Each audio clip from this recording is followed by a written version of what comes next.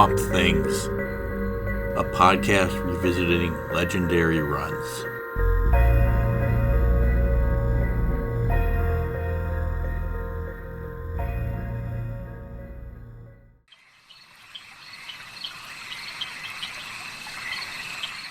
The darkness cries, a long, mournful wail that writhes through the gnarled cypress branches like a breath of Hades' wind, skipping over the placid surface of the stagnant mire below.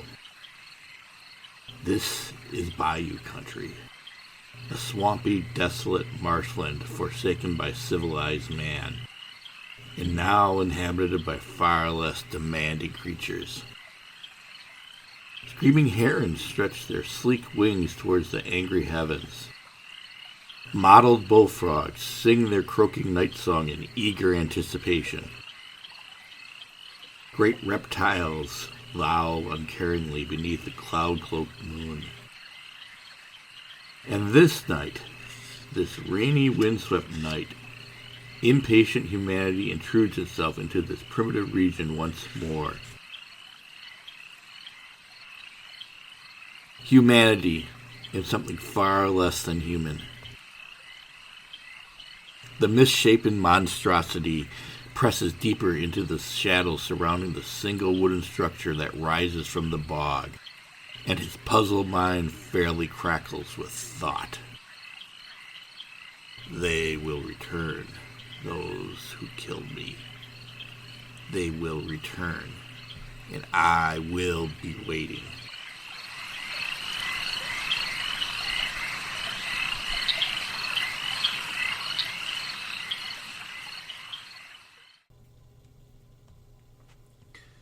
Hello, and welcome to a new season of Swamp Things, a podcast where we'll be retracing classic Swamp Thing runs from beginning to end. This season, we'll be retracing the original Wein written run, which was principally illustrated by Wrightson.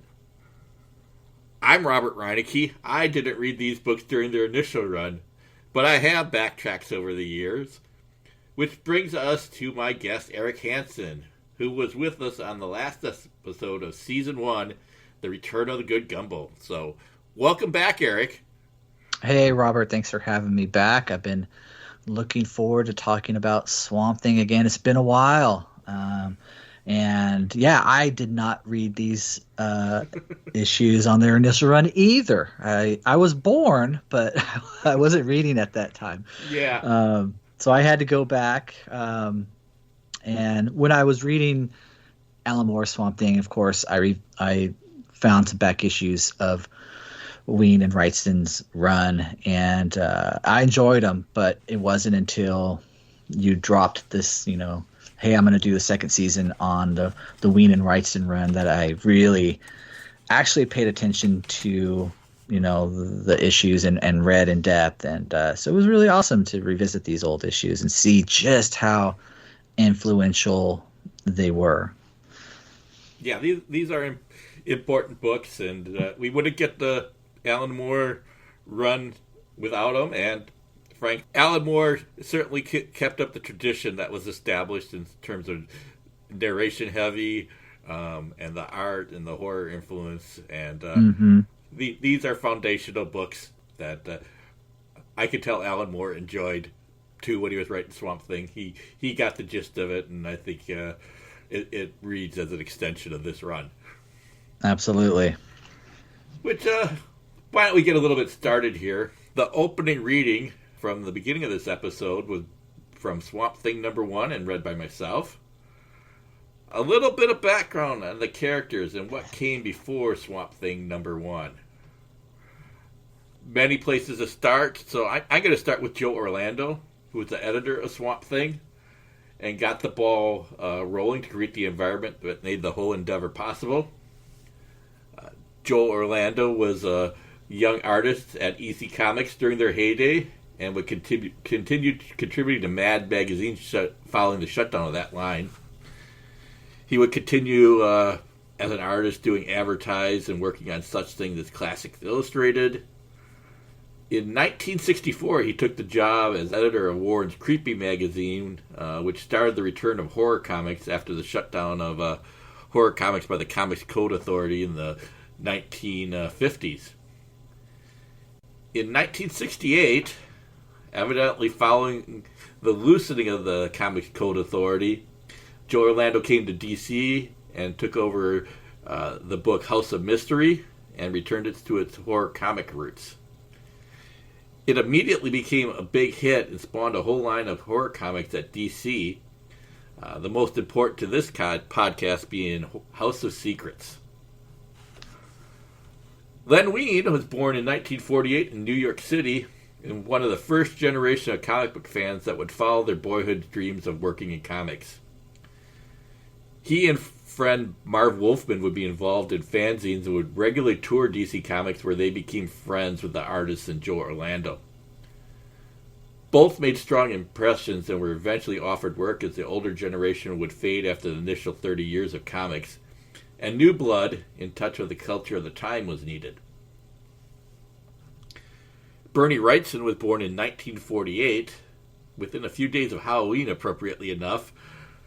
He clearly was a fan of EC Comics, and he basically taught himself how to draw through a few correspondence courses, too. When he graduated high school in 1966, he took a job as an illustrator at the Baltimore Sun and drew his first comic story for Joe Orlando in 1968 in House of Mystery. He soon moved to New York City and a legendary career began.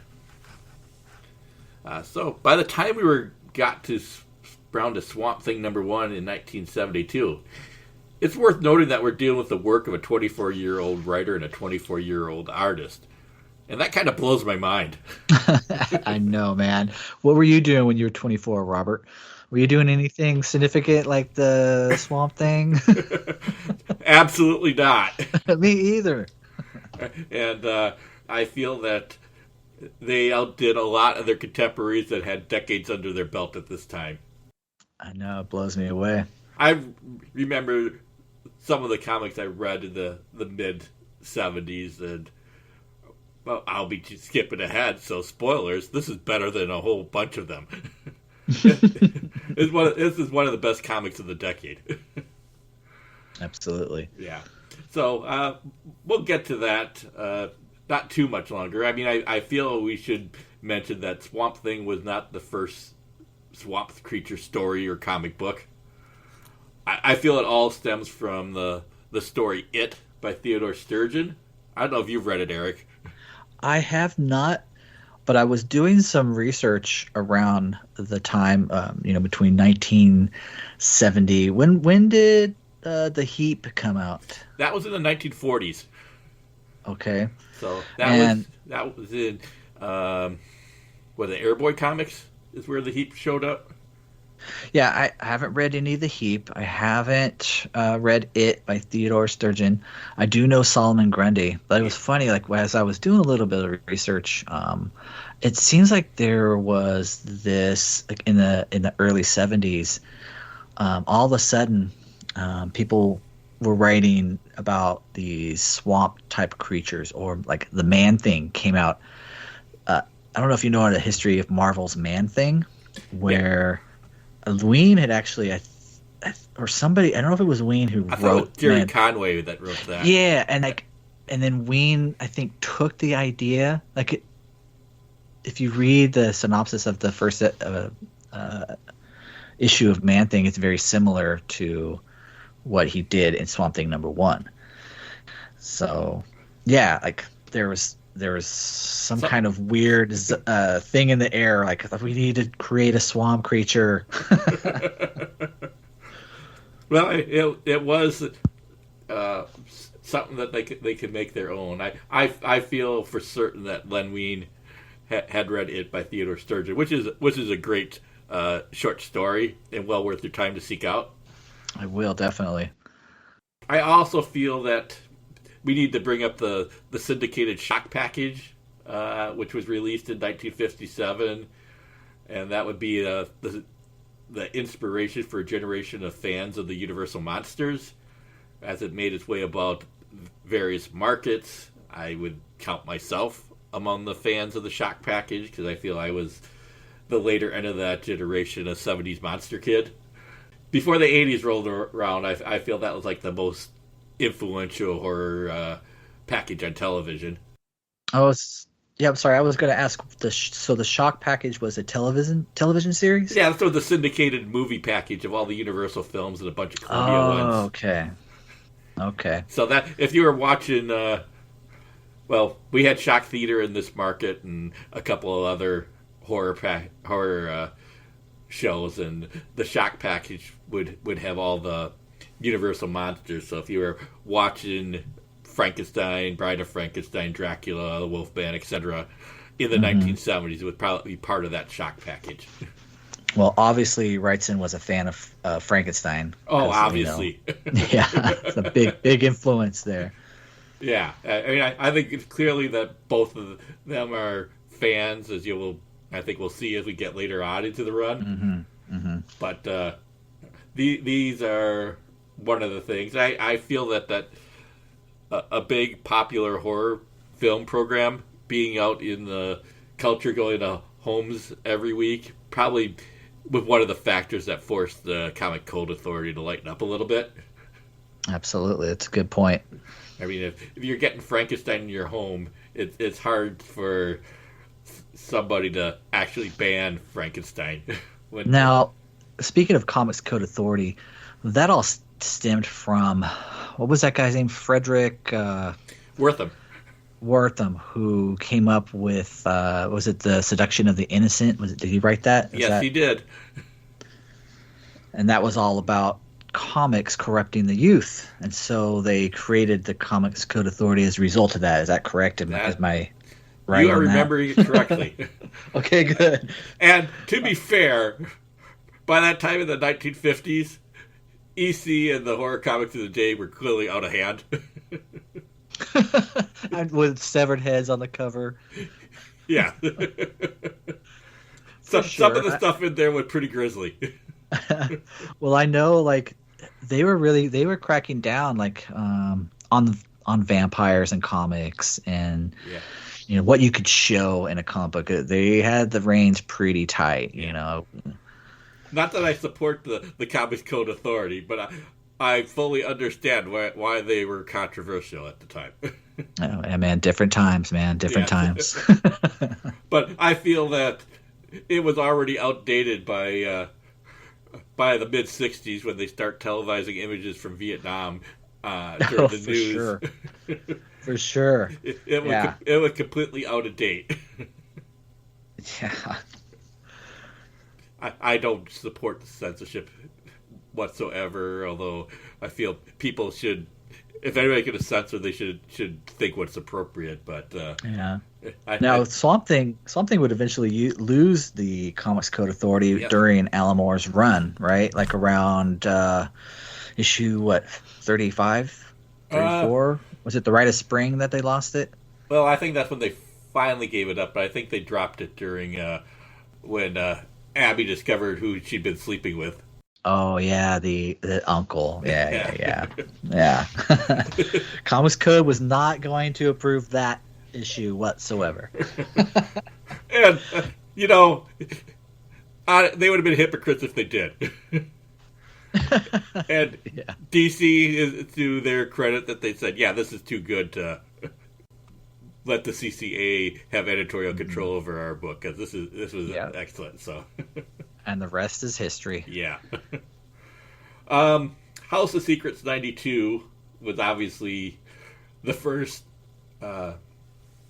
place where Swamp Thing truly began as a concept, but that was covered in episode 16 of season 1, part of the Abandoned Houses story. So I'm not going to repeat our discussion of that, but I will say the biggest thing to take away from that, besides that it was a great story, is that House of Secrets number 92 was a big hit. Supposedly it was one of, if not the biggest selling issue of its month, which it kind of tells you that superheroes weren't the dominant force that they are today. But success spawned sequels, and to Wein's credit, he thought long and hard about how to make it a success and kind of reimagined the concept to make it more contemporary. And that brings us to Swamp Thing number 1, entitled Dark Genesis, with a cover date of November 1972. DC Comics lists the publication date of October 4th, 1972, so it was on the stands at Halloween 50 years ago. The 1973 Annabelle Comes Home shows the comic in a grocery store, and it's taking a little artistic license because comics did not stay on the stands for a year. But the cover is still memorable because Bernie Wrightson did it, and it features Swamp Thing rising out of a swamp and confronting a man holding a woman hostage at gunpoint, which appears nowhere in this issue. I also like how they didn't reveal Swamp Thing's face on that cover. No, we had to buy the issue and look inside to see what actually Swamp Thing looked like. Yeah, so you could tell it's some sort of swamp man thing on the cover, and it's green. But that's about all you can tell. We're kind of seeing it from, 3/4 behind it and maybe getting the general look, but we're not getting a real good, sharp look at it. No, it's a mystery. But it is kind of an exciting cover with Swamp Thing rising out of the water and the water falling off him. It's pretty dynamic, I feel. Yeah. The hostage situation is pretty generic, and as I said, it appears nowhere in this issue, but... No, that's okay. We won't hold it against him. No. It's not Bernie Wrightson's best cover, but it's certainly a good cover. No, there's some upcoming covers that are phenomenal work, which we'll talk about in future episodes. But this cover, it does the job. It's serviceable. It's good. But he can do better. He can, and he will. Yes. So let's get into the interior and the credits here. As we've implied, the script is by Len Wein. The art is by Bernie Wrightson. It's edited by Joe Orlando. The colors are by Bernie Wrightson, from what I can gather. And the letters are by Gaspar Saladino. It opens with an introduction of setting the swamp up, and I think is a good introduction. You get the moody tone, the narration being carried through caption boxes, Wrightson's evocative art, and I think you can see one of the immediate difference is between this and the original House of Secrets story is that Swamp Thing is given thought balloons. Yes. Because everything else was carried in narration boxes in that episode, but this one, I feel that's part of the updating, is that we're going to use thought balloons, and we're going to give him an internal monologue, and we're going to make him more of a character. And, the one thing that struck me at first, like when I went back and revisited this issue 1, which was, came out in 1972, I was struck at just how modern this art is and how it has held up and subsequently influenced, the Swamp Thing artists from the 80s. I see a lot of Sean McManus in this. I see, the Stephen Bissett swamps that he would draw during that Alan Moore run. Yeah. And I was just like, oh my God, like this could come out today and still be relevant and great, and people would eat it up. Like Wrightson's art is it's incredible stuff, man. Yeah, it really sucks you in. That these first 2 pages is just like a 1-2 punch. Boom, I'm in. I love it. Yeah, Swamp Thing is still kind of in the shadows. They haven't given us the full reveal yet.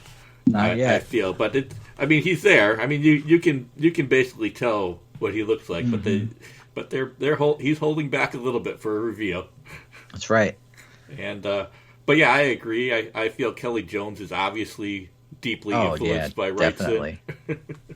Definitely a good call on the Kelly Jones for sure. He deals with all those blacks, and so much shadows and it's good stuff. And and I was also thinking like how when the Swamp Thing was rebooted in the 80s, and eventually, I think, was it Tom Yeats that started off as the artist? And Yates was a good artist too. Yeah, he kind of carried over the Wrightson tradition. And then when Karen Berger took over the editing job, I really love how she kept this look, the Wrightson look, as much as she could. Like, I'm going to credit Karen Berger, for keeping the art, like this seamless transition from the 70s to the 80s with picking the right artists. So a lot, props to Karen Berger as always for doing an awesome job. Yeah, and probably also the Joe Kubert School. Yeah. Because they all seem to have the same strengths of art and storytelling, and that served the Swamp Thing very well in the 80s. Absolutely.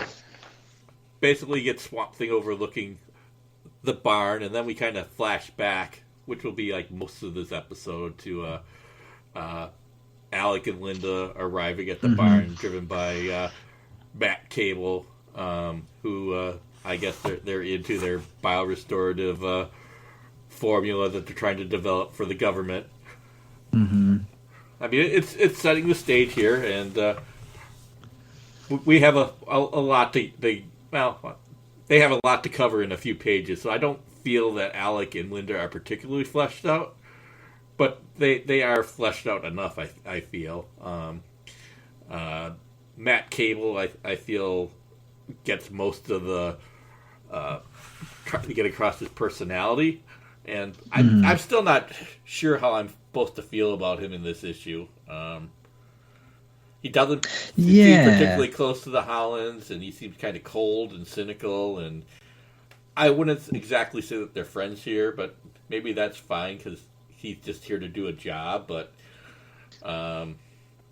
he definitely it becomes his cause not to spoil future issues, but he, one of his main driving forces is his supposed friendship with the Hollands that, kind of drives him to pursue the Swamp Thing, who he, claims did some damage. But yeah, Matt Cable, he eventually will grow on you. But I think this initial first meeting with Matt, it's kind of lackluster. He's just your government stooge right at this point, who's setting up the Hollands at this laboratory that they decide to pick in the middle of the swamp of all places. Yeah, that doesn't make a whole lot for me, but I mean, well, I think in your notes I was reading how you kind of had a good explanation about how Swamp Thing came out in 1972, which was, during the Vietnam War and also Watergate. And so, maybe the reason they decided to create this laboratory in the middle of nowhere in the swamp, was a way of hiding the Hollands, to keep them hidden from anybody, from spies or whatever that wanted to steal this formula. So, maybe that's the reason why they picked this location. And possibly, maybe the Hollands themselves didn't want to be in a government lab. Yeah. I mean, there was a lot going on about the Vietnam War at the time, and anything that had a government label on it was controversial. I mean, they were controversial about military science campuses on many times, and I think the worst case scenario is at the University of Wisconsin-Madison, where the Army Mathematics Research Center in Sterling Hall was bombed in 1970. A car bomb went off there, and it actually killed a graduate student late at night who was working. So that's probably not the only way it makes any sense. And I think that's a great explanation, man. Yeah, I'm sold on it. Or at least it is an explanation. And, given that Alec and Linda look fairly young, I suppose it's a possibility that they're hippie flower children of some sort, too. Well, Alec's hair is a little long. Yeah. It's starting to get a little shaggy there. So he's probably got a little bit of hippie in him. Yeah, I feel that. Yeah, and Linda's hair isn't exactly short either. They're not your Kennedy era husband and wife. Yeah, and I think Len Wein himself was a bit of a hippie. Every picture I've seen of Wein, he's had the bushy hair, the long hair. So I think he may have had some hippie blood in him as well. I don't really know his politics, but I suspect it leaned left. Yeah, I suspect it too. I mean, maybe Len Wein was a little bit of a Neil Young fan too. Aren't we all? Yeah, exactly. And then I feel we get to probably Wrightson's first kind of standout moment here, where he just gets to doodle all the lab equipment in, and I feel it is all the test tubes and such are very much like a first run at his Frankenstein art. Yeah, you're talking about that big panel on, what was that, page 4, I think, or something? Yeah, that stands out immediately. I love the camera placement that Wrightson uses, and it's definitely a dry run for the Frankenstein art that he would be doing a couple of years later after this. Mm-hmm. With all the books and the test tubes and all that, it certainly seems like, even if he didn't know it, at the time, something was in him that was going to come out in that Frankenstein art. Absolutely. Although you do kind of wonder if there was a better equipment or a better place or a more high tech lab that they could be developed in. But well, I think again, talking about Len Wein, I think he wrote to write. He knew Wrightson's strengths. Like Wrightson could draw these muck encrusted monsters and these cool laboratory settings. So he's writing to the strengths of his artist that he has. So yeah, and doesn't take long. We cut right to the biorestorative formula. Mm-hmm. Just as they do, a company drops in by the name of Ferrett, Bruno, and at least one other guy here. Ferrett cracks me up. Like, why don't you just call him Rat? Yeah. You would think so. But and it also brings up, is Matt Cable any good at his job? That these guys could just saunter in? I know what. Already we hate Matt. It's like, man, sleeping on the job. Yeah, and obviously Wrightson is kind of drawing these guys with a little bit of grotesqueries, and I'm here for it. Yeah, they're villains for sure. Yeah. These are the bad guys. Yeah, they may threaten, and Matt comes in too late to do anything, but isn't that the way with Matt? He's a day late, $1 short all the time.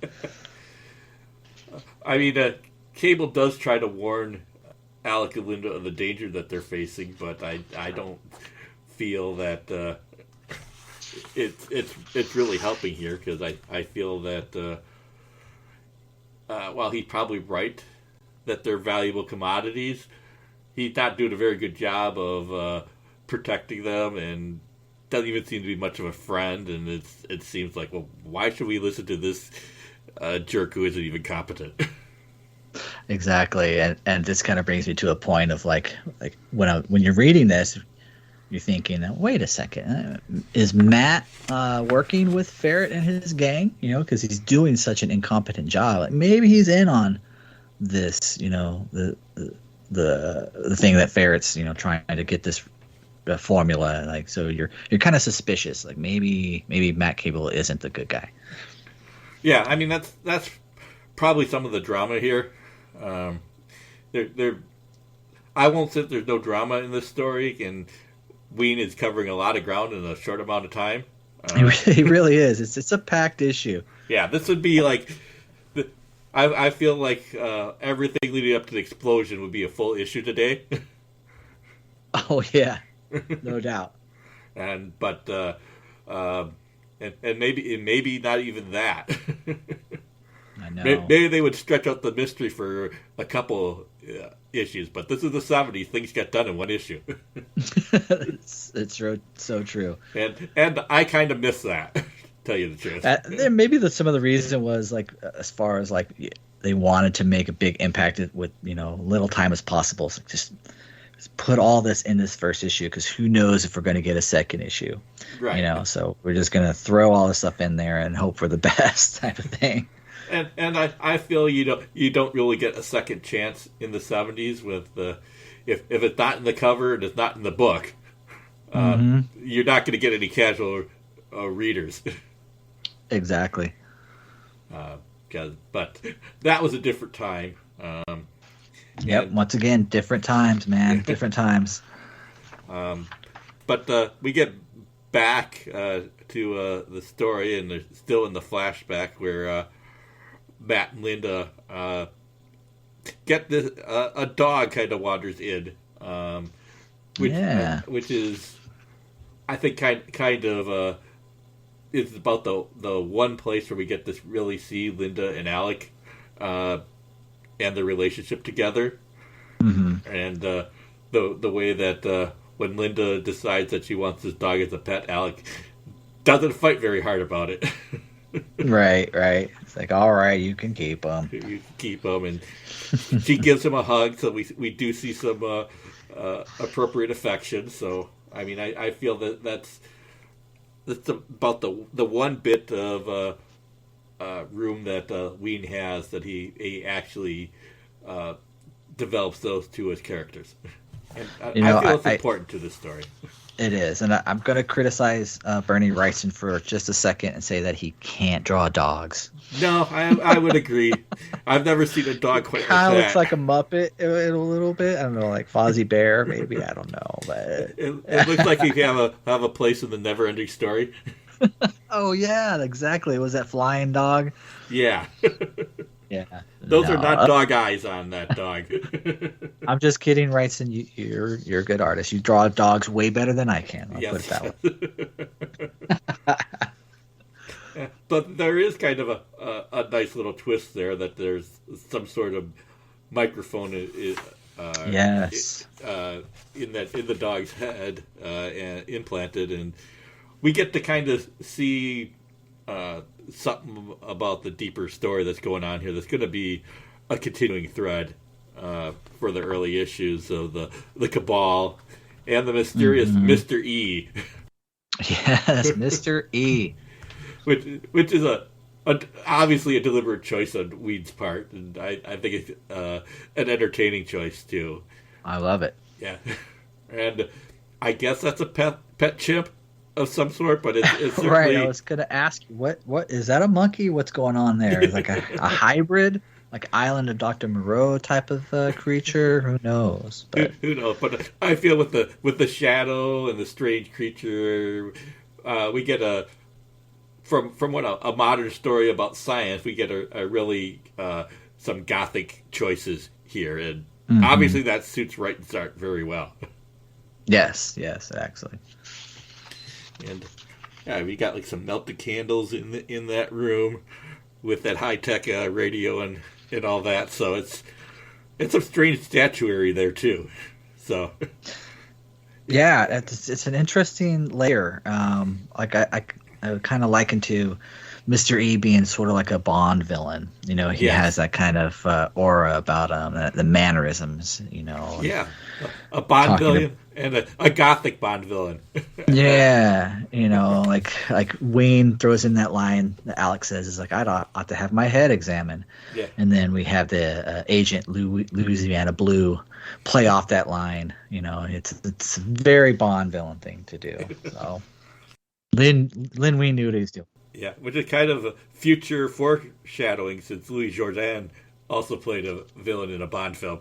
Oh yeah. And he was in the Swamp Thing movie. So, and obviously it's lots of shadows playing to Wrightson's strengths, and I'm all in on this issue. Yeah. Probably not his best drawn issue of the run, but it's certainly a good one. I'm sucked in. And again, they're not wasting much time here, because as soon as the conspiracy is revealed, we get to see it kind of play out as Ferrett and his gang show up again, and they're back.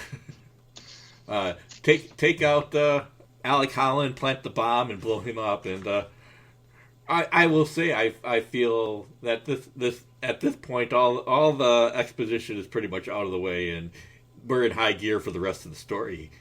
Yep, off and running. Yes, and I will say that the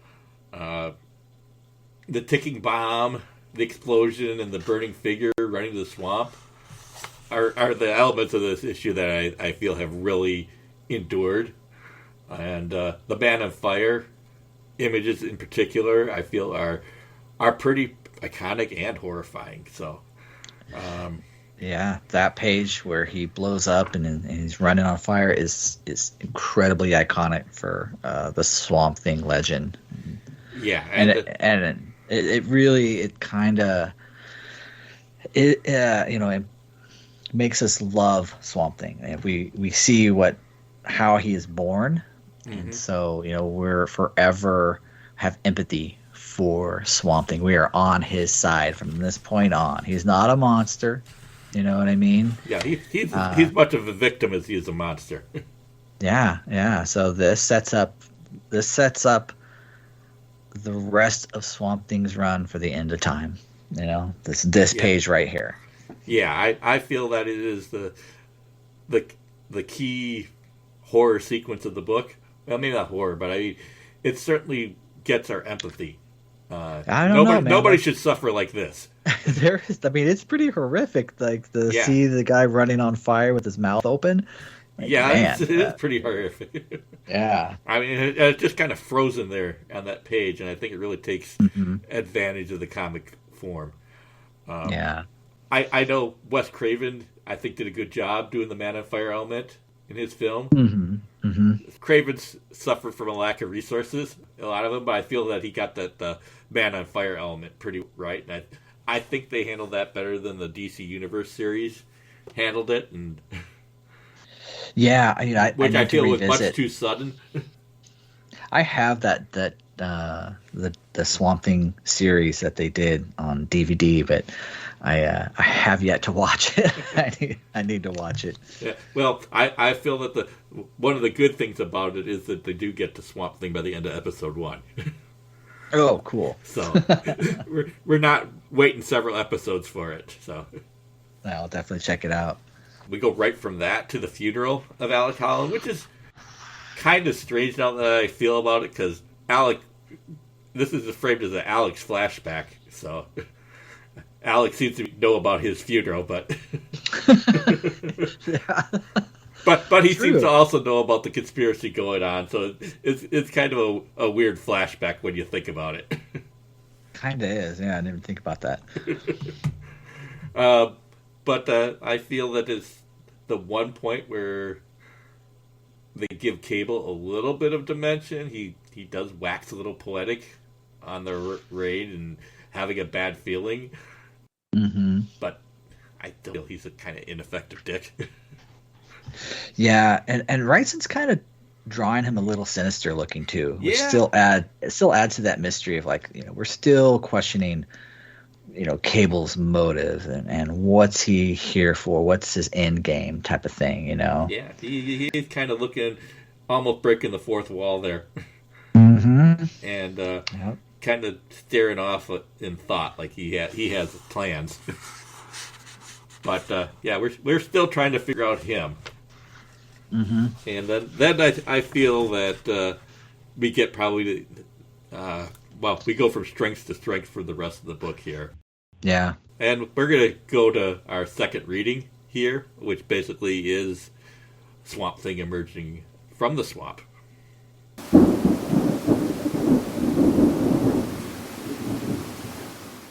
Rain. Some say it cleanses the all too impure earth. Others proclaim it the sorrow of the gods, regretting the tragedy their golden hands have wrought. The tragedy that has long been known as man. But those who dwell in this timeless land care not for idle opinion. They are contented to bask in the teeming torrent, until something sudden disturbs their repose. Something that claws its way out of the grasping mire and into the light once more. something that pulls itself upright on steady legs, searching its cloudy mind for a fragment of memory, then pauses, studying its gnarled, misshapen hands, examining the clusters of root, the crumbling chunks of moss. And in that frightening, mind-shattering second, knows what it has become. A muck-encrusted, shambling mockery of life. A twisted caricature of humanity that can only be called Swamp Thing.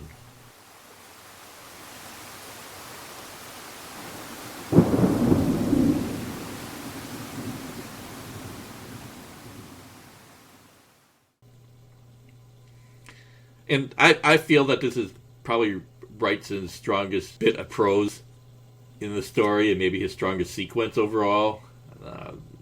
The words come together with probably Wrightson's strongest images. There are a lot of strong images in here, but I feel that they're really strong here. The rain and the bare branches of the trees add to the mood, and I'm all in at this point. Yeah, you could tell, like Wein, he understands, like, for all intents and purposes, this is Swamp Thing's first appearance, so he's got to nail this introduction, and he does. Yes. The writing is great, the art that Wrightson, the sequence of the frog and the frog jumping, and then the bubbles, and then a hand coming up, and then Swamp Thing rising, and then boom, that full page. The splash page of finally get to see Swamp Thing, his face. It's glorious, man. It is amazing work. No, and that is a great face. I don't know if you could do better. The kind of the shortened off nose they have there, the brow, the roots on him. Even him rising out of the swamp and just kind of looking unsteady on his feet.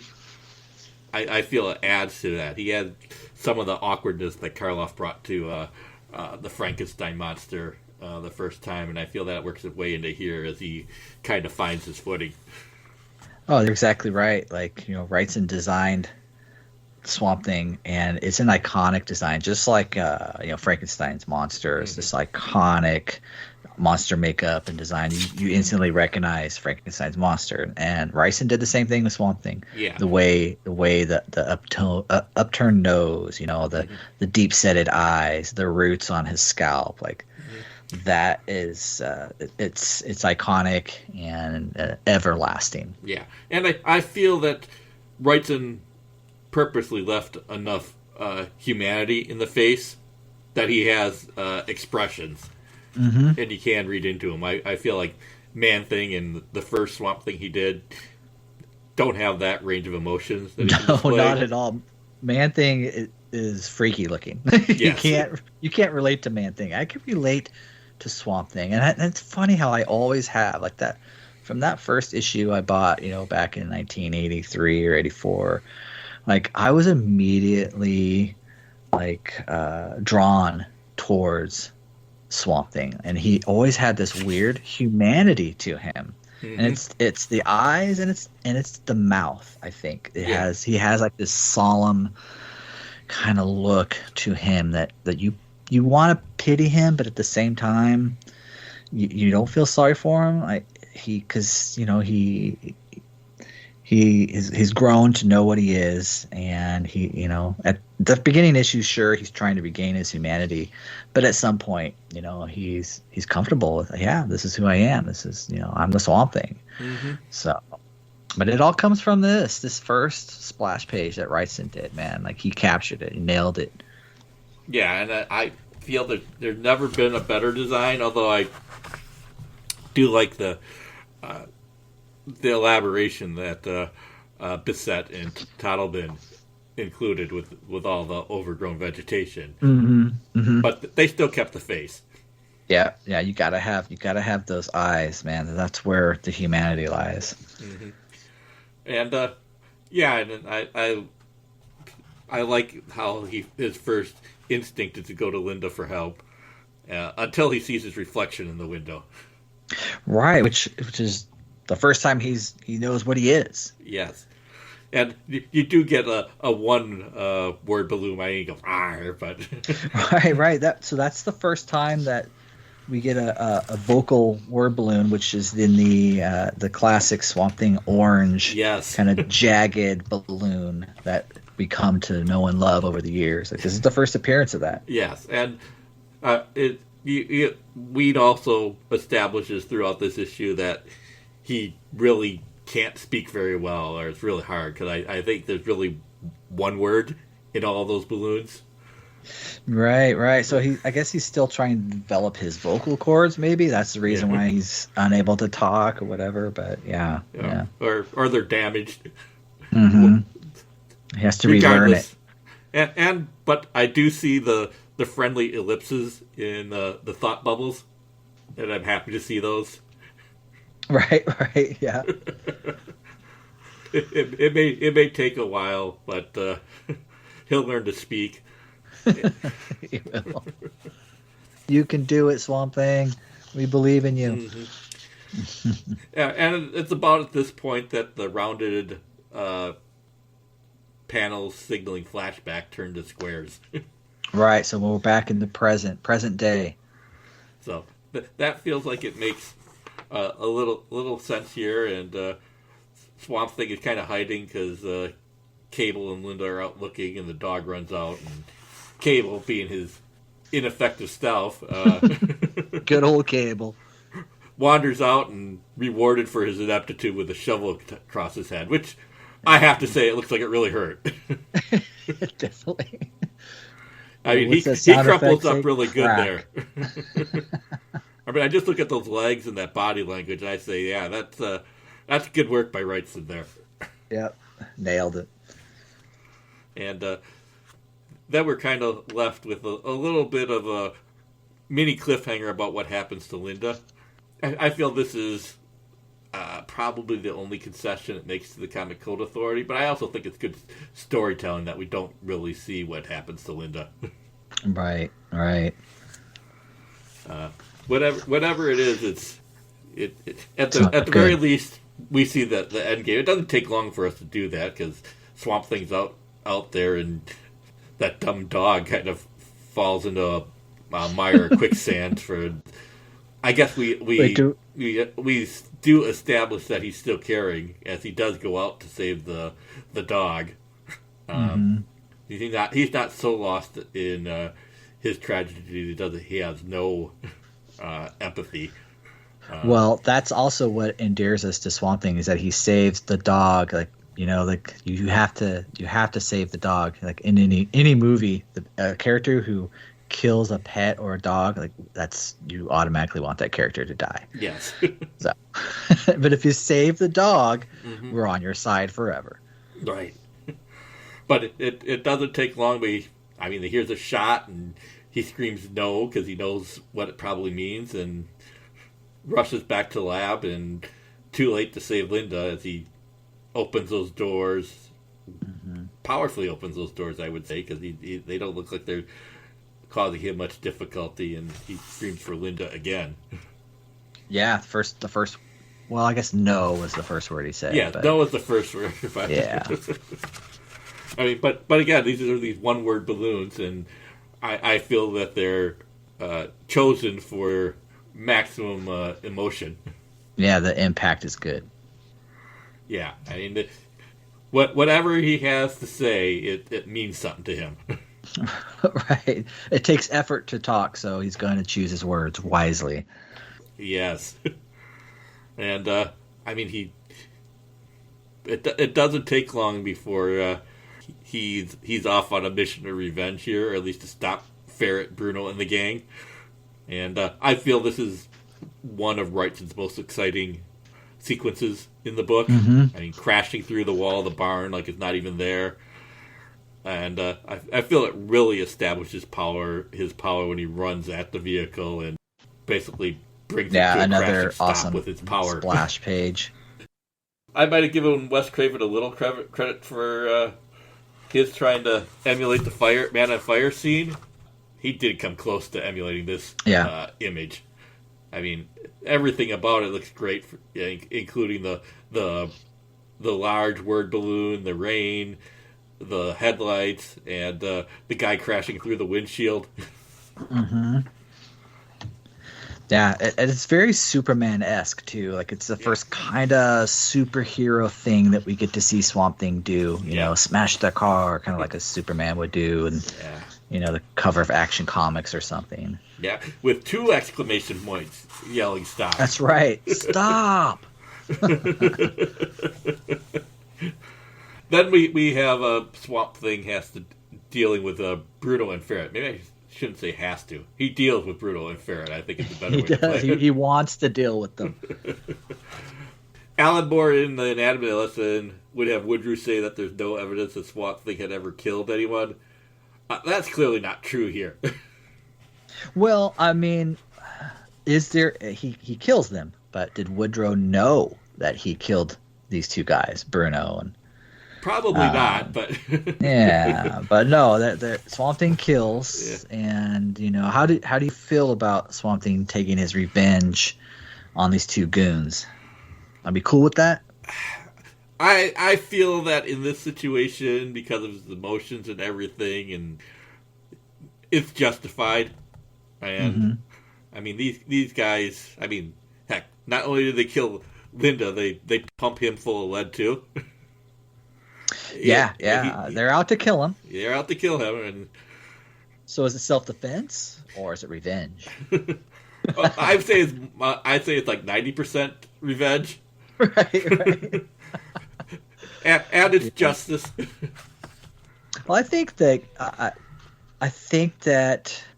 Swamp Thing. I think this is a necessary growth for Swamp Thing to go through. Like when he kills these 2 villains, maybe he grows from it. He regrets his decisions of dispensing justice, without any type of trial or whatever. Like I'm gonna just kill these 2 people. I think that he's growing, and so it wasn't probably something that he had to experience to be able to grow as a character and as Swamp Thing, to find out his true place in the DC universe. Mm-hmm. But it also may be that Len Wein had written himself into a corner. True. He can't just beat out a confession for these henchmen.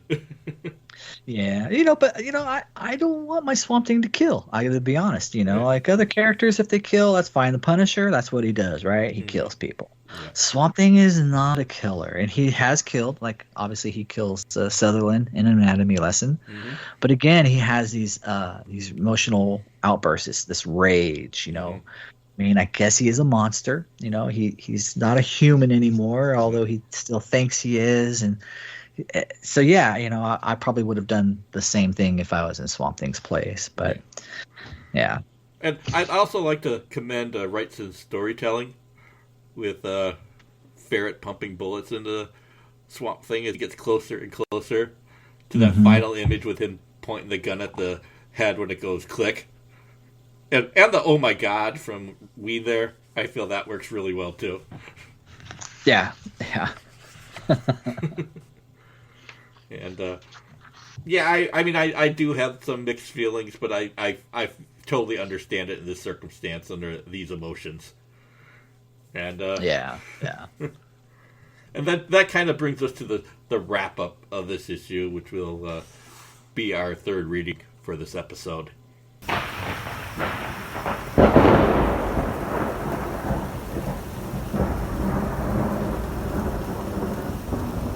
And when Ferrett's screaming has finally stopped, "You can't kill a dead man, Ferrett, and the man I was most definitely dead.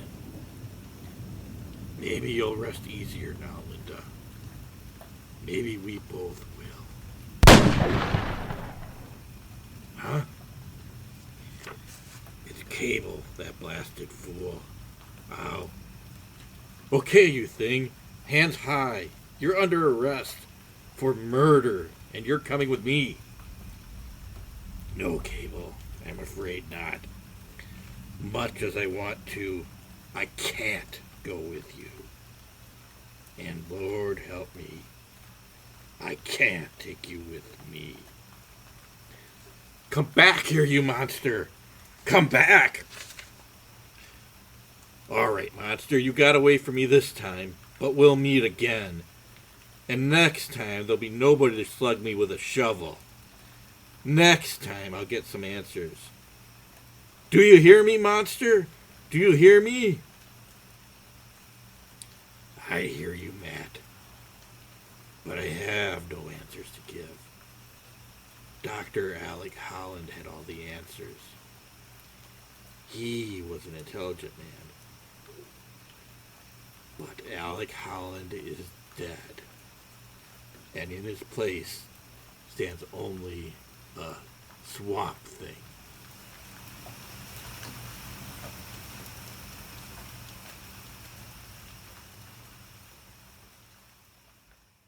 Yeah, I feel like the one part of this issue that is not as successful as it should be is Cable. Maybe Cable shouldn't be thanking Swamp Thing for doing his job for him, but I feel that he's doesn't really shown why he's so obsessed with the Swamp Thing. I mean, he wants to become the Lieutenant Gerard, the Swamp Thing's Dr. Kimball. Yeah, but it kind of rings a little hollow here because they're never really established as that close, or if they are, it's in between panels. It's never really on the page. Right. That's the one thing, like you said, that you know, if you had to fault any part of the issue, it would be the Matt Cable storyline where we're just not on this guy's side yet, or we don't understand his motivation. You know, he wasn't friends with the Hollands, barely. Yeah. So, but now he's on this. It's exposition. It's never really established within the story itself. Right. But you're right. It's definitely the Richard Kimball, man with one arm type of hunt. Setting up the next few issues or storyline. So we'll see how Matt Cable develops as a character in these next few issues. And that's not a bad thing. It gives Swamp Thing a mission, at least early on, and at least until he discovers more about himself and what he wants to stand for. Because Swamp Thing never says, "Oh, my mission is I stand for truth, justice, and the American way. I'm going to enforce it." He kind of wanders out in the swamp feeling story for himself, and he doesn't really have a mission or something that's going to motivate him to get involved. So I feel that you kind of need some outside influences at this time. Yeah. And I do kind of wonder, though, if Swamp Thing was an influence on how they set up the television version of the Incredible Hulk, too. I was thinking the same thing. Yep, absolutely. And with Matt Cable right behind him. Although I really do like the rain-soaked Matt Cable kind of ranting that he could come after him for answers. Do you hear me, monster? Do you hear me? Yeah. Are you right, though? It is very Incredible Hulk. What was that guy's name that was hunting Bruce Banner? Do you remember? Oh. I can't remember. It's right on the tip of my tongue, but Jack Bannon, I think it was, or something like that. Oh man, that'd be good if you just pulled that out of the air. But I can't remember. I remember loving that show back in the days. But yeah, it's very Incredible Hulkish. Yeah, as I'm gonna say, I feel that I can see the EC influence on Bertie Wrightson in that Matt Cable final image. As Swamp Thing runs out, and then we got one final passage here of something pointing at Swamp Thing in some sort of scrying image, and these little weird creatures right around him. What are those things? Whatever they are, who they're knows? fun. We'll find out next issue. Yeah, I mean it does promise something grander and gothic and perhaps supernatural, which certainly expands what stories can be told here. We got this James Bond conspiracy out there, and we also have something gothic and supernatural out there. So I feel that's a promise I want to read answered. So there's lots of threads to unravel here. Yes, and I feel that's a good job by Wein of not just making this a standalone story, but connecting it to something continuing that we want to follow up on. Yep. I mean, overall, I feel it's a stronger issue. One of the stronger issues on the stands at the time. It's a I don't think it's a perfect one, but it's still a classic at its best. Yeah, no, I mean it has some flaws. Obviously, we've covered those flaws, but it is a good first issue. It sets everything up. You're sucked into the story. You want to find out more. Mm-hmm. What's going to happen to Swamp Thing? Who's this villainous Mr. E? What's with the creepy hand at the end? And these little demon creatures. So like Wayne did it. They both did a fabulous job on this first issue. Yeah, and I feel we know everything we need to know about Swamp Thing at this point. I mean, they tell a good story, and they set up everything that they need to set up so they can just hit the ground running with issue 2. There's not much that needs to be introduced. Yeah, no, you're right. Like, we got all this, backstory exposition out of the way, and issue 2 is, it's all out action, man.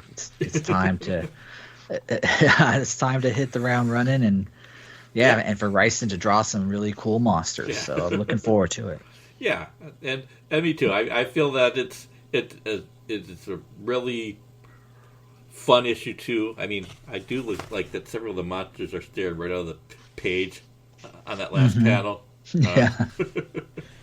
The creepy little Igor guy down at the end. Wrightson and Wein, I feel they had done nothing else. They would at least have established a character that you could do something with. But they do a lot more. They do 12 issues worth, right? I believe it's 10 that they do, and Wein sticks around for another 3. That's right. Yeah. So, but yeah, I am on board at this time, and we won't do the what's coming next thing this time around, because I think anybody that's probably listened to the Wein and Wrightson podcast knows what's coming next. But what's coming next, I feel is really impressive that they will establish that in their second issue. Yeah. I'm excited to talk about the next issue and the rest of these issues, and all the guests, the different guests you have coming on. So I'm excited about this season. I think season 2 is going to be good, man. It'll be fun. It will be fun, and hopefully we'll have more than to say than is it Bernie Wrightson's art awesome? The answer is it is. But Erik is going to join me again for our next episode, which will be on issue 2, The Man Who Wanted Forever. I hope you join us along the way. So, in the meantime, you can subscribe to Swamp Things on iTunes, Stitcher, TuneIn, Spotify, and wherever else you can find podcasts. Also, you can follow Swamp Things on Twitter at SwampThingsPod. Please feel free to send an email at swampthingspod@gmail.com. And if you like what you hear, please leave us a review on iTunes. Thanks for listening. We'll be back soon.